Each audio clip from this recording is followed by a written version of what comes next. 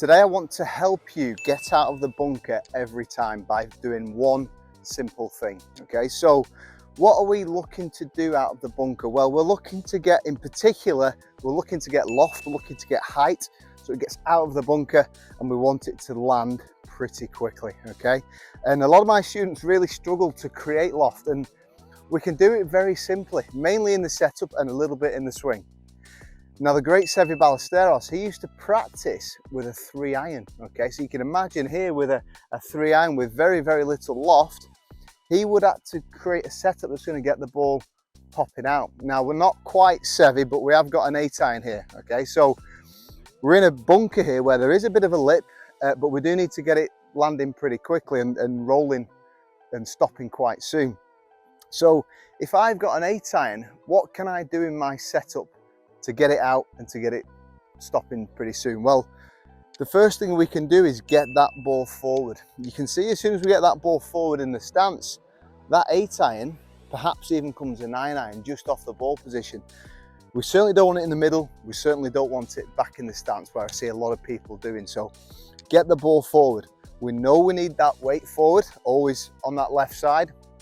And then two more things. First of all, we need to open that club face. Now, opening the club face isn't enough because we know it's just going to point right, maybe even go in the lip. But thirdly, we need to get our hands in a position that are nice and low between the knees, okay? So you can see a very distinct position here in my setup. We're not setting up to it like a full shot or a chip. We're setting up as a bunker shot, okay? And that is forward in the stance, that is open, and that's getting the hands low. All of a sudden, that 8-iron becomes maybe a gap wedge or even a sand wedge just by creating the correct setup. Okay, so let's give that a go. So in position, creating that low position there, keep the weight forward, and we can see that ball popping out, landing really, really soft.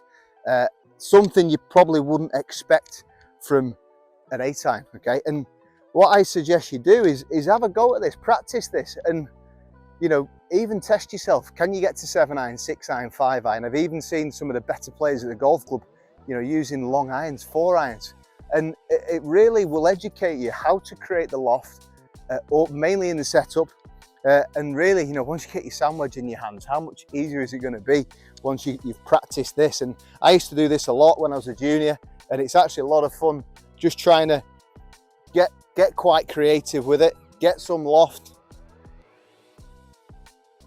and get that ball popping out. A little bit long, but it's got out, it's done the job. Okay, so quite a simple concept, a very, very fun game you can play there. Get the ball forward, get that club face open, get the hands low, create the loft. If you can do it with an 8-iron, it'll be very, very easy with your sandwich. As always, if this is your first time watching the channel, please don't hesitate to subscribe. Post any comments down below. I look forward to seeing you again very soon.